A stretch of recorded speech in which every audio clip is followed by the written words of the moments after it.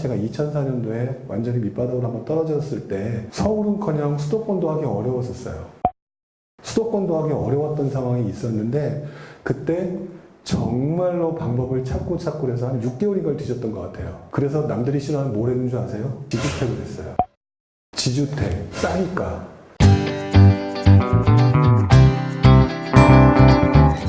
사회 초년생 저가점자의 실수요, 내 집 마련 전략. 혹시 누가 쓰셨나요? 쓰셨어요? 자, 그렇다면 제가 한번 질문을 한번 드려볼게요. 이렇게 쓰신 이유가 가점이 낮아서요? 많이 낮아서? 11점이라서. 자, 그러면 여러분들 이제부터는 객관적으로 판단하기 위해서 제가 여쭤보는 겁니다. 자, 여러분들 11점 가지고 어디 늘 데 있어요? 없죠. 자, 그러면 이거 가지고 고민해야 되나요? 아닐 거예요. 자, 그러면 그 다음부터는 일단 이거를 접어야죠. 물론 여러 가지 방법은 있겠죠. 갑자기 애를 낳는다거나 뭐 결혼을 안 하셨다면 결혼을 한다거나 기타 등등 있겠지만 그게 쉬운 방법은 아니잖아요. 현실적으로 어려운 방법이라면 사회 초년명들이 저가점 상태에서 뭘 하기는 어려울 거예요. 그럼 그 다음에는 현실적으로 내가 할 수 있는 게 뭐냐. 자, 여기서 서울 쪽이세요? 수도권 쪽이세요? 서울이면 서울 하고 싶으신 건가요? 지금 현재 마음 같은 서울을 하고 싶으신 거죠? 네, 근데 지금 보유자금이 어떠세요? 가고 싶은 집은 힘들죠? 자, 그렇다면 아까 들어오시기 전에 다른 분한테 얘기했는데 내가 가고 싶은 곳을 가지 못한다면 어디를 하라고 그랬죠? 어디를 하라고 그랬다고요? 2억 벌 수 있는 집 알아보지 말고 1억 벌 수 있는 집.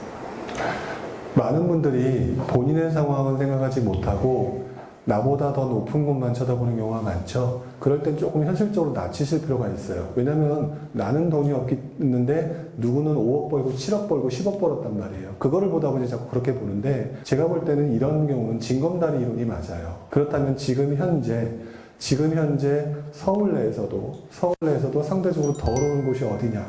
그 더러운 곳이 내가 내 자금으로 가능하겠느냐? 그게 좀 안 되잖아요? 그럼 또 찾아봐야 돼요. 단계를 점수 하나씩 밀리다 보면 안타깝게도 수도권까지 내려가는 경우가 있어요. 분명한 거는. 근데 그때부터는 조금 다르게 보셔야 되는 게 뭐냐면 가만히 있었을 때 하나도 벌지 못하는 것보다 그렇게 해서 벌었을 때 어느 게 나을까요? 당연히 버는 게 낫겠죠. 그렇게 해서 단계별로 들어오는 게 맞을 것 같고 그래서 아까 또 말씀을 드렸지만 제가 2004년도에 완전히 밑바닥으로 한번 떨어졌을 때 서울은커녕 수도권도 하기 어려웠었어요. 저 같은 경우는. 수도권도 하기 어려웠던 상황이 있었는데 그때 정말로 방법을 찾고 해서 한 6개월인 걸 뒤졌던 것 같아요. 그래서 남들이 싫어하는 뭘 했는 줄 아세요? 지주택을 했어요. 지주택, 싸니까. 근데 재밌는 거는 그걸 성공했어요. 왜 성공했느냐? 지주택이라서 사람들이 겁나서 못 들어왔는데 주주택을 맨날 쫓아다니면서 물어보고 해서 땅을 다 사가지고 허가가 난 것까지 확인했었어요. 그래서 그때쯤 그게 나중에 그 집을 싸게 사고 나니까 시장에는 알려져 있지 않았거든요. 그래서 제가 그 아파트를 고양시에 있던 아파트였는데요. 고양시에 있던 아파트를 제가 1억 6천에 샀어요. 당시에. 그래서 그 아파트를 3억 6천에 팝니다. 그러니까 그런 식으로 지금 현재 저가점자라면 가점을 기다리기보다는 그런 지역을 찾아야 될 것 같은데 일단은 지금 서울 같은 경우는 아예 대놓고 말씀을 드리자면 외곽 지역에 지금 안 오른 구축들 되게 많아요. 그 외곽 지역에 안 오른 구축들 중에서 구축 옆에 랜드마크가 많이 올랐잖아요. 그럼 무조건 그걸 사셔도 돼요. 그렇게 해서 단계로 밟아가시기 바랍니다. 예를 들면 극단적으로 이런 얘기예요. 노원구가 엄청 올랐죠. 노원구 올랐는데 안 오른 동네가 어디 있어요? 그 옆에 무슨 구가 있을까요? 도봉구나 강북구가 있죠. 근데 그 도봉구나 강북구에서 위치나 인프라는 되게 좋아요. 근데 다들 노원구나 이런 쪽만 모르냐고 그쪽 동네에서 인프라가 되게 좋은데도 안 오른 데가 있을 거 아니에요. 그런 동네는 얘가 먼저 오르면 그 다음에 따라오르게 되어 있어요. 그래서 2007년, 8년도에 상승률 1위가 어딘 줄 아세요? 1위가 노원구고요. 2위가 강북구였어요. 자, 그런 현상이 나타났습니다.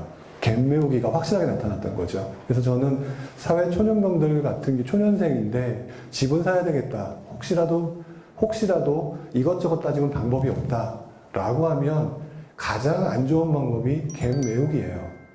하지만 그 갭 메우기 중에서도 서울이 아닌 수도권까지 가는 것보다는 그런 방식으로 택하는 게 굉장히 좋습니다. 차라리. 물론 기대는 그렇게 하셔야 돼요. 저쪽에서 7억 벌었다고 나도 그렇게 벌고 싶다?